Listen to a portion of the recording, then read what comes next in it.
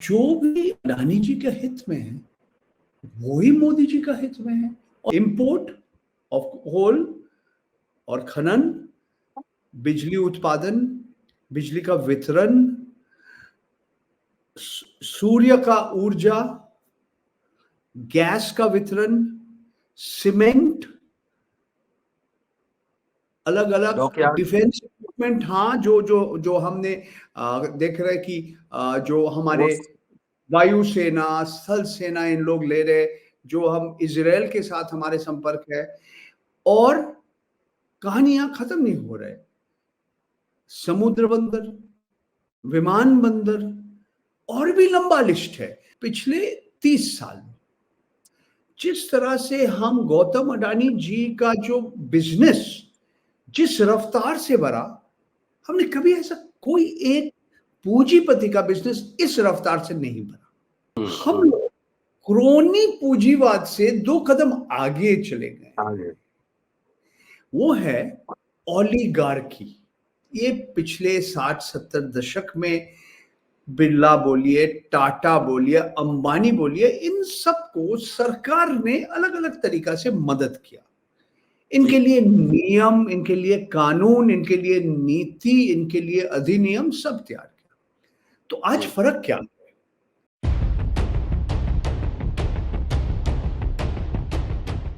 लोकशाही, लोगों का, लोगों के लिए, लोगों द्वारा शासन, लोगों के लिए इसमें बेहद महत्वपूर्ण है। भारत जब आजाद हुआ, इंडियन रिपब्लिक बना, तो एक तरीके से वेलफेयर स्टेट बना, मिक्स्ड इकोनॉमी। मिक्स्ड इकोनॉमी मतलब जहां जरूरत होगी प्राइवेट सेक्टर रखेंगे, अन्यथा पब्लिक सेक्टर बनाएंगे। नेहरूवियन मॉडल बोलते हैं। नेहरू से लेकर इंदिरा गांधी और राजीव गांधी, तमाम प्रधानमंत्रियों ने देश में पब्लिक सेक्टर यूनिट को खड़ा किया। क्या अब लोगों के लिए शासन है? प्रधानमंत्री खुद ही कहते हैं कि 80 करोड़ से ज्यादा लोगों को मैं 5 किलो राशन दे रहा हूं। शिक्षा, रोजगार, स्वास्थ्य पे चर्चा नहीं, 5 किलो अनाज पे केंद्रित हो गया। पहले जब प्राइम मिनिस्टर जाते थे विदेश में तो उनके साथ पत्रकारों का एक डेलीगेशन जाता था, लेकिन अब ज्यादातर अडानी साहब जाते हैं साथ में। तो क्या अडानी साहब के ग्लोबल बिजनेस एम्बिशन को पूरा करने में प्राइम मिनिस्टर मोदी की भूमिका है? चर्चा इसी विषय पर। दोस्तों, रतनलाल बोल रहा हूँ, आप देख रहे हैं अम्बेडकरनामा। इस एपिसोड में हमारे साथ जाने माने शिक्षक, पत्रकार, short film maker, documentary maker Paranjoy साहब हैं। परंजॉय गुहा ठाकुरता, ज्यादा परिचय नहीं दूंगा, आप सब जानते हैं, ज्यादा उन्हें सुने।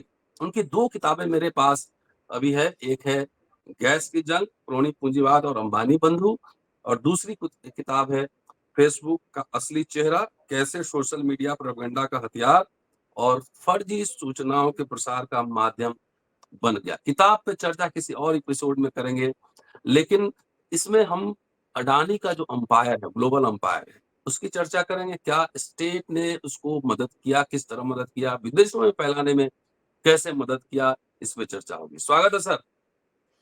नमस्कार। नमस्कार अध्यापक रतनलाल जी।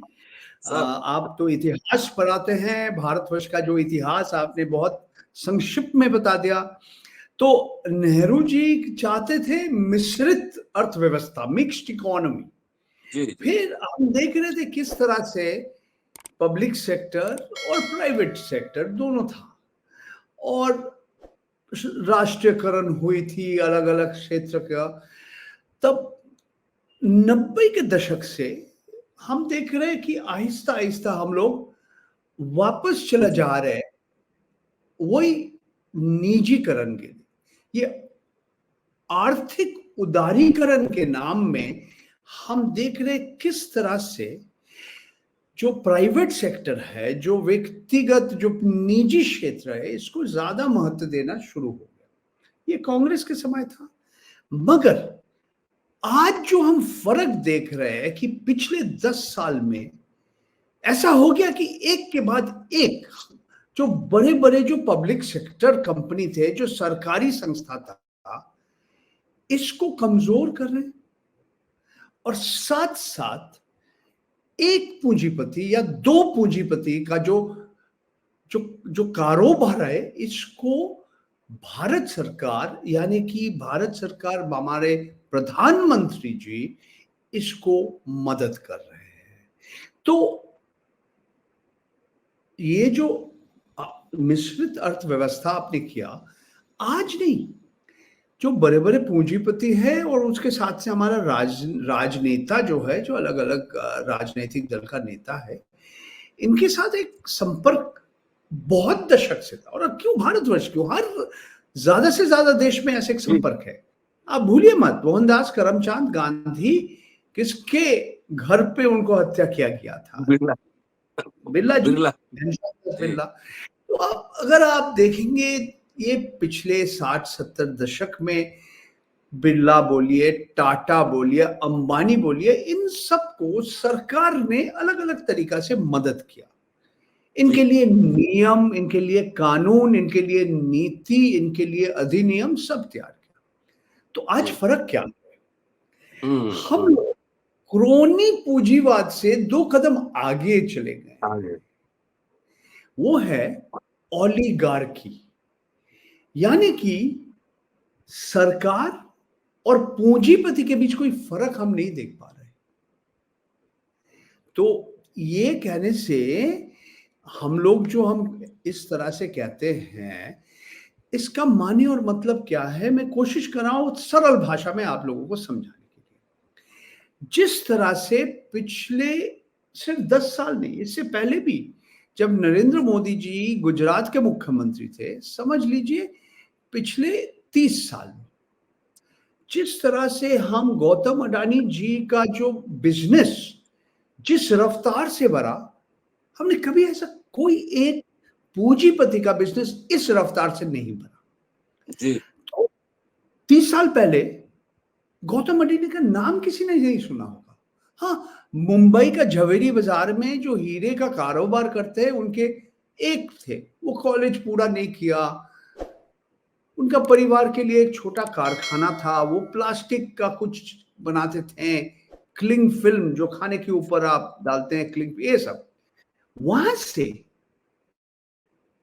विश्व के सबसे अमीर व्यक्ति में एक, भारतवर्ष हुँ, के सबसे अमीर व्यक्ति में एक, एशिया के सबसे अमीर व्यक्ति के में एक, ये एक आश्चर्य, एक र एक रास्ता हमने देखा। कोयला जी, खनन, कोयला निर्यात, निर्यात नहीं, सॉरी, कोयला आयात, आयात कोयला महँगा, खनन, हाँ, इंपोर्ट ऑफ कोल और खनन, बिजली उत्पादन, बिजली का वितरण, सूर्य का ऊर्जा, गैस का वितरण, सीमेंट, अलग-अलग डॉकयार्ड, डिफेंस इक्विपमेंट, हाँ, जो हमने देख रहे हैं कि जो हमारे फ़ोर्स, वायुसेना, स्थल सेना इन लोग ले रहे, जो हम इज़राइल के साथ हमारे संपर्क है, और कहानियाँ खत्म नहीं हो रहे। समुद्र बंदर, विमान बंदर, और भी लंबा लिस्ट है।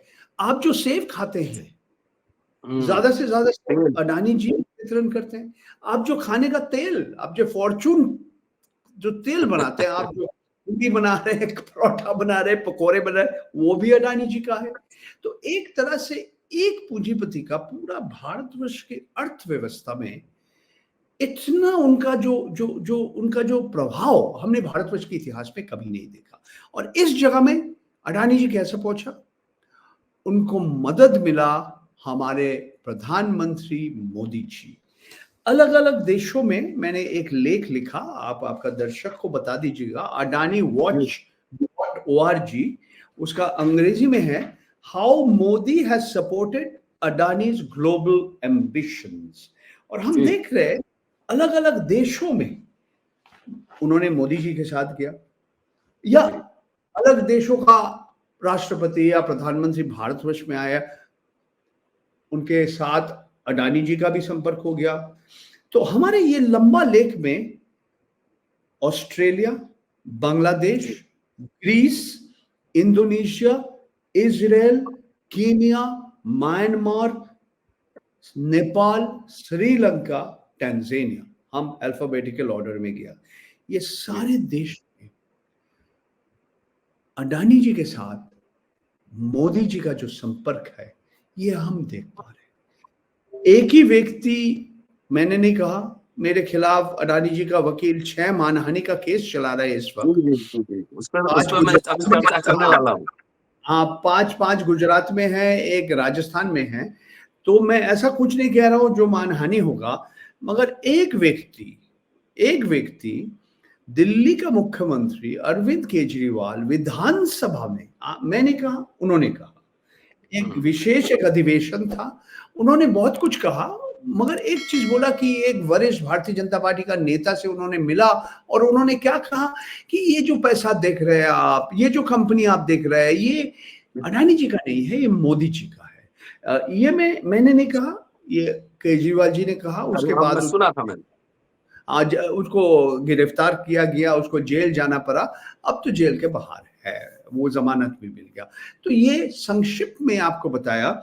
और जो एक महत्वपूर्ण बात है कि ये सारे देशों में जिस तरह से भारतवर्ष के साथ इनका जो संपर्क है, अडानी जी के लिए ये संपर्क खराब हो गया। मैं 3 देशों की बात कह सकता हूं, बांग्लादेश, श्रीलंका और कीनिया, नेपाल भी है। तो ये सारे देश में तो मोदी जी जब अडानी जी का जो कारोबार को मदद करने के लिए, प्रोत्साहन देने के लिए क्या क्या नहीं किया, मगर साथ साथ भारतवर्ष का जो संपर्क है ये खराब हो गया। मोदी जी, अडानी जी क्या ना कहे, जब हिंडनबर्ग का जो रिपोर्ट आया था ना, एक अमेरिकी एक कंपनी, वो आपका रेफरेंस था उसमें। जी हाँ, मैं अकेला भारतवर्ष का नागरिक हूँ। नहीं, भारतवर्ष का पत्रकार हूँ, जरा मेरा नाम है। हाँ, नहीं, उसमें देखिए उन्होंने जब इसके जवाब दिया, ऐसा जवाब दिया कि आप हमारे खिलाफ कह रहे, यानी कि आप भारतवर्ष के खिलाफ कह रहे, आप भारत का राष्ट्रहित के खिलाफ आप है, एक तरह से आप देशद्रोही हैं। राष्ट्रद्रोही, देशद्रोही। मेरा कहना और कुछ है। मैंने कहा कि जिस तरह से अडानी जी को मदद मिला मोदी जी से, ये भी हमारे देश के लिए नहीं, देश के हित में नहीं था। हमारे देश का संपर्क बांग्लादेश, श्रीलंका, कीनिया, ऐसे मैं 3 आपको उदाहरण दिया जहां हमारे साथ हमारे संपर्क खराब हो गया। और जिस तरह से अडानी जी इजराइल में ड्रोन, अनमैन्ड एरियल व्हीकल्स दिया, ये तो फिलिस्तीन के लोगों को खिलाफ इसका इस्तेमाल हो रहा है, दुरुपयोग हो रहा है, मैं कह सकता हूँ। सर, अभी कुछ ऐसे इम्पोर्टेंट डील्स जो अडानी जी गए होंगे प्रधानमंत्री के साथ, तो चाहे वो विदेश में, इम्पोर्टेंट डील्स बताइए हमारे दोस्तों को, क्या क्या लाभ उनको मिला। फ्रांस के साथ क्या डील हुआ, या ऑस्ट्रेलिया के साथ, इजराइल के साथ। जी, आप शुरू कीजिए 2014, मोदी जी प्रधानमंत्री बना, पहला बार वो G20 मीटिंग में जा रहे हैं। वो G20 का मीटिंग हो रहा है ऑस्ट्रेलिया में, अलग अलग जगह में अलग अलग कार्यक्रम, सिडनी में, कैनबरा में वहां पे उनके साथ एक ही मेज के 2 साइड में, टेबल के एक साइड उस साइड में मोदी जी, साथ साथ गौतम अडानी जी, और उस समय भारतीय स्टेट बैंक का जो चेयरपर्सन था अरुंधति भट्टाचार्य। तस्वीर आया है, आप जाएगा, आप गूगल कीजिए, आराम से आपको मिल जाएगा। तो उस समय ये घोषणा किया कि भारतीय स्टेट बैंक, यानी कि आपका पैसा, मेरा पैसा, भारतवर्ष के सबसे बड़ा bank state bank of India है, भारतवर्ष के सबसे बड़ा बैंक, ये $1 अरब, $1 बिलियन पहला बार एक ऋण देंगे अडानी जी को। और इसके लिए एक MOU, मेमोरेंडम ऑफ अंडरस्टैंडिंग, इन्होंने साइन किया। तो क्या कार्यक्रम है कि विश्व के सबसे बड़ा एक नया कोयला खनन का एक प्रोजेक्ट, साथ साथ उसका एक रेलवे लाइन, साथ साथ उसका एक समुद्र का बंदर, ये सब आएगा। और ये अडानी जी नियंत्रण करेंगे, अडानी जी ये प्रोजेक्ट चलाएंगे। ये अलग बात है कि स्टेट बैंक ये नहीं कर पाया। भारतीय स्टेट बैंक के अंदर लोगों ने इसका विरोध किया और ये लोन नहीं किया। और ऑस्ट्रेलिया के अंदर वो अलग अलग जो सामाजिक कार्यकर्ता है, जो पर्यावरण के बारे में आंदोलन किया, वहां पे जो आदिवासी लोग हैं, वहां आप लोग उनको कहते हैं एबोरिजिनल्स, वांगान एंड लिंगू पीपल, इन लोग भी विरोध किया। तो उन्होंने जो जो सोचा था कि इतना बड़ा एक प्रोजेक्ट होगा, उसको और कम करना पड़ा। अडानी जी अलग अलग अंतर्राष्ट्रीय जो वित्तीय संस्था है, उन्होंने उनके लिए ऋण देने के लिए तैयार नहीं था। तो ये जो प्रोजेक्ट जब 2014 में उन्होंने घोषणा किया था, और उसके 5-6 साल बाद ये इसका 25% हो गया। मगर वही कोयला भारतवर्ष में आ रहा है, और ये कोयला के साथ एक बहुत ही एक अद्भुत एक कहानी मैं आपको सुनाना चाहता हूँ। जी जी जी। ये कोयला ऑस्ट्रेलिया से भारतवर्ष का उड़ीसा में आता है, और इसका कितना लगभग इस एक जगह से दूसरा जगह जब जाते हैं, लगभग 6000 किलोमीटर इसको चलना पड़ता है। ठीक है जी। ये उनकी खनन हो रहे, उनकी जहाज उन्होंने लेके आ गया भारतवर्ष में। ठीक है, और भारतवर्ष के 6000 9000 किलोमीटर अब सफर करना पड़ता समुद्र के ऊपर। ओडिशा पहुंचने के बाद धामरा पोर्ट है, वो भी अडानी जी चला रहे हैं। वहां से एक रेलगाड़ी में जाएगा ये गोड्डा, झारखंड। वहां पे आपने उनके लिए एक विशेष आर्थिक क्षेत्र बना दिया, क्योंकि वही विद्युत, वो जो बिजली अब बांग्लादेश में निर्यात कर रहे हैं, एक्सपोर्टिंग। ऐसा प्रोजेक्ट विश्व में कभी नहीं हुआ था। और मैं कह रहा हूं, अलग अलग कहानी है ये, ये एक अलग विषय है बात करने का। इसके ऊपर एक छोटा किताब कोई लिख सकते हैं। बांग्लादेश में जब हसीना जी का सरकार खत्म हो गया और शेख हसीना को पलायन कर पड़ाया, और आज कहीं दिल्ली के आसपास या राष्ट्रीय राजधानी के आसपास वो है, हसीना जी के खिलाफ जिन लोग आंदोलन किया, एक बहुत सारे मुद्दा थे, मगर उसमें एक थे कि हसीना जी आप ये प्रोजेक्ट क्यों किया? ये बांग्लादेश की जनता के हित में नहीं है, बांग्लादेश सरकार के हित में नहीं है, सिर्फ अडानी जी का हित में है। और क्योंकि उनको अमेरिकी डॉलर में खर्चा हो रहा है, उनके पास विदेशी मुद्रा का भंडार कम हो गया। तो ये जो मोहम्मद यूनुस का जो अंतरिम जो सरकार चल रहा है, कह रहे कि हम देख लेंगे ये कि नहीं, ये कार्यक्रम होगा कि नहीं। मगर एक आश्चर्य चीज हो गया बीच में, ये गोड्डा में जहां झारखंड में ये प्रोजेक्ट है, ये है स्पेशल इकोनॉमिक जोन, विशेष आर्थिक क्षेत्र। यहां से अब कुछ भी कीजिए, आपको ये देश का बाहर भेजना पड़ता है, आपको इसको निर्यात करना पड़ता। हसीना जी भारतवर्ष में आया, उसका एक हफ्ते के अंदर भारत सरकार, मिनिस्ट्री ऑफ पावर, उनका अपना नियम बदल दिया, अपना कानून बदल दिया। बोले अडानी जी आप ये जो बिजली उत्पादन कर रहे हैं, आप भारतवर्ष में भी बेच सकते हैं। बांग्लादेश आपको पैसा नहीं दे रहे हैं, बहुत बाकी है। तो देखिए किस तरह से ऑस्ट्रेलिया से बांग्लादेश दोनों के साथ एक अद्भुत प्रोजेक्ट बनाया गया, एक व्यक्ति के लिए। एक व्यक्ति किस तरह से काम किया, मोदी जी मदद किया, क्योंकि मोदी जी ढाका गए थे, मोदी जी शेख हसीना के साथ मिला और शेख हसीना भी उनका उनका जो भी कहना था मान लिया। और वहां के जो लोग हैं, वहां के जो विशेषज्ञ हैं, बोले ये जो गोड्डा का जो प्रोजेक्ट, ऑस्ट्रेलिया से कोयला आ रहा है, उड़ीसा से झारखंड जा रहे हैं, झारखंड से बंगाल पार होके अब बांग्लादेश जा रहे हैं, ये किसी का हित में नहीं है, सिर्फ एक व्यक्ति का हित में है, वो है अडानी जी। तो इस तरह से खरोनी पूंजीवाद का एक एग्जाम्पल मैंने दिया। जी आप इजराइल का बात भी किया ना। इजराइल में देखिए, वहां पे मोदी जी भारतवर्ष का पहला फर्स्ट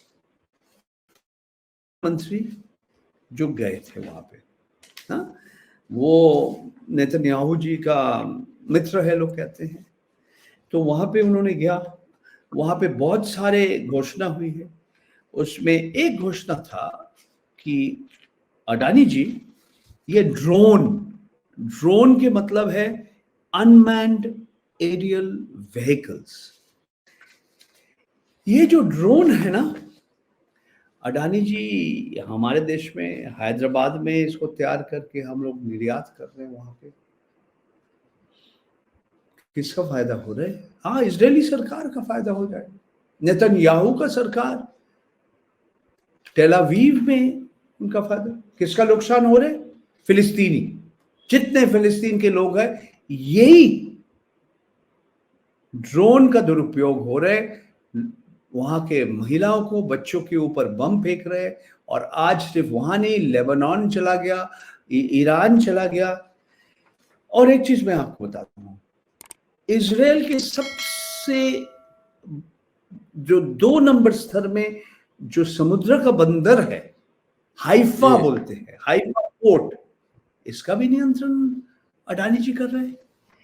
तो एक तरह से हमें लग रहा है कि जो भी अडानी जी के हित में है, वो ही मोदी जी का हित में है। और मोदी जी उन्हीं का सबसे बड़ा, क्या बोलूं, ये थोड़ा मैं शब्द का ढूंढ रहा हूं, मार्केटिंग हेड या प्रोमोटर, कुछ भी कहिए, क्योंकि जहां भी मोदी जी जाते हैं, अडानी जी जाते हैं। और अगर मोदी जी कहीं नहीं जा रहे, एक विदेश से कोई लोग आते हैं हमारे देश में, गौतम अडानी जी पहुंच गए थे। मैं एक आपको उदाहरण दे रहा हूं, अभी अभी जो आप बताया मैंने, ये एक केनिया का प्रोजेक्ट है। केनिया में 5 दिसंबर 2023 केनिया का राष्ट्रपति विलियम रूटो वो प्रधानमंत्री मोदी जी से भारतवर्ष के जो इंडिया गेट के पास है ना, हैदराबाद हाउस, जी, हाँ, एक वहीं पे, वो भारत सरकार का है। विदेश से जब हमारे डिग्निटरीज आते हैं वहीं पे रहते हैं। तो वहां पे उन्होंने बातचीत चल रहे थे, कीनिया का राष्ट्रपति और मोदी जी, और साथ साथ उनके जो सरकारी अफसर जो है। अचानक वो मीटिंग में एक व्यक्ति पहुंच गए, उसका नाम है गौतम अडानी जी। और फिर उसके बाद क्या हुआ, 3 महीना भी नहीं लगा, केनिया का जो सबसे बड़ा विमानबंदर है वो है जोमो केनियाटा इंटरनेशनल एयरपोर्ट। एक प्रस्ताव आया, अडानी जी ने प्रस्ताव दिया कि हम इसको नया बना लेंगे, इसके ऊपर हमने 1.85 अरब अमेरिकी डॉलर खर्च करेंगे, मगर हमें 30 साल के लिए इसका नियंत्रण का ठेका चाहिए, लीज चाहिए, और साथ साथ ये मालिकाना भी एक हिस्सा हमें मिलेगा। ये घोषणा करने के बाद कीनिया में हलचल शुरू हो गया। वहां लोग बोला कि ये सब घोषणा करने के बाद आप अचानक अखबार में विज्ञापन दे रहे कि हाँ भाई ले आओ, तो लोग अदालत चले गए, कीनिया का अदालत में चले गए। एक अर्जेंटीना का एक कंपनी था, वो भी बोला हम आपका जो हवाई अड्डा है, एयरपोर्ट है, हम नया बनाएंगे, मगर उसका जो भी है वो कुछ पारदर्शिता नहीं था। जिस तरह से आप एक व्यक्ति को आपने ठेका दे दिया, फिर हलचल होने के बाद चिल्ला चिल्ली हुआ, उस देश का जो अदालत है वो ये रोक दिया, रद्द नहीं किया, सस्पेंड रोक कर। दिया। हाँ, और वहां का एक भाई साहब वो बोला कि मैंने सब कुछ पर्दाफाश किया। उसका नाम है नेल्सन एमेनिया, वो विसल ब्लोअर है। बोला कि हमारा जान खतरे में है, हम हमें धमकी दे रहे हैं कि तुमको मार डालेंगे, क्योंकि सारे जो अंदर का जो जो वहां के जो कागजे थे, जो ठेका का खबरा था, वहां पे सब कुछ आ गया। और सुनिए, वही अडानी जी को एक 800 मिलियन यानी कि 80.6 करोड़ डॉलर का एक और ठेका मिला, वहां का स्वास्थ्य व्यवस्था को बेहतर बनाने के लिए। उसका बिजली वितरण करने का भी कुछ एक ठेका मिला। मगर ये सारे कहानी के बाद वहां के लोग बहुत ही नाराज हैं उनके ऊपर।